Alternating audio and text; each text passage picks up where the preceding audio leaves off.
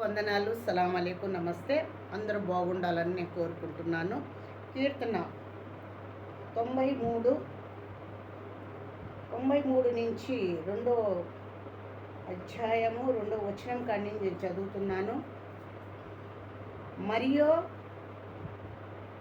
కానాక దేశంలో నుంచి పట్టణానికి వెళ్ళిన చోటలో దేవుడు నన్ను మొరవిస్తే నేను ఉత్తరం జారిస్తానంటున్నాడు. ఉత్తరం జారిస్తాడంట. అంటే ఉత్తరం అంటే మనకు మంచి ఫలితము, పంట భూమి కానీ బిడ్డలు కానీ ఆయన చేసే ప్రతి కార్యము కూడా మనకు జీతంగా ఆయన ఇస్తాడంట. మనం చేసే ప్రతి పనిలో కూడా దేవుడితో మన సమాధానంగా మనం ఉండగలిగితే దేవుడు మనకు సహాయము చేయగలుగుతాడు.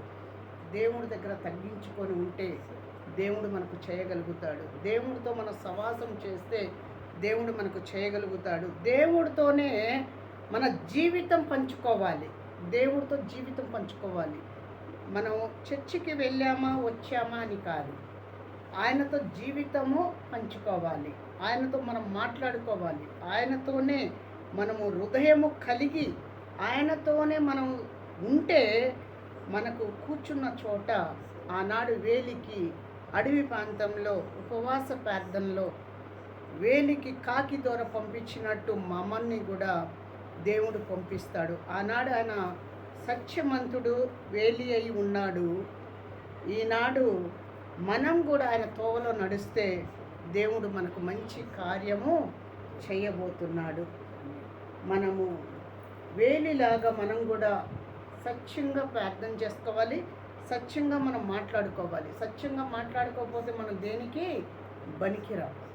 మన మాట, ప్రతి మాట కూడా లోకంలో, పాపమైన లోకంలో మనం జీవిస్తున్నాము. ఈ పాపమైన లోకము మనకు వ్యర్థంగానే ఉండాలి. పాపమైన లోకము వ్యర్థంగానే మనం బతకాలి.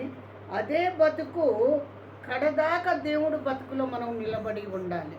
అందుకోసమే ఈరోజు మరి ఈ కుటుంబంలో బిడ్డ ప్రేమించి నన్ను నడిపించిన విధానానికి ఆ దేవుడి చిత్తములో గన్షేదాకు మరొకసారి వందనాలు చేస్తున్నాను.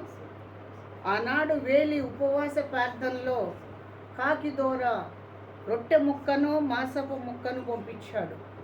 ఈరోజు మరి ఈ సేవకురాల ద్వారా మరి దేవుడు రావటము, మరి కుటుంబానికి బలపరచటము, ఇదే కుటుంబంలో మేలు దేవుడు చెయ్యాలని నేను కోరుకుంటున్నాను.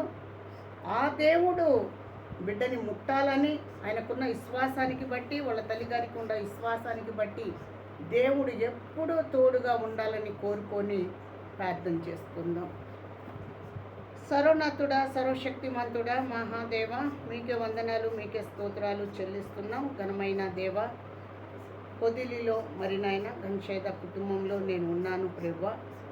ఆ బిడ్డకున్న విశ్వాసానికి బట్టి, మేలు చేసే విధానానికి బట్టి మీకు వందనాలు, స్తోత్రం. ప్రతి కండ నరానికి, వెనుకలకు, పేగులకి ముట్టి అయ్యా మీరు ముట్టి నాయన పరమ వైద్యుడుగా మీరు ముట్టి మంచి ఆరోగ్యం దయచేయండి. మీ కాపుదల మీ కంజిష్టి పెట్టండి. ఆ బిడ్డ నోటి మాట మీరే మాట్లాడండి.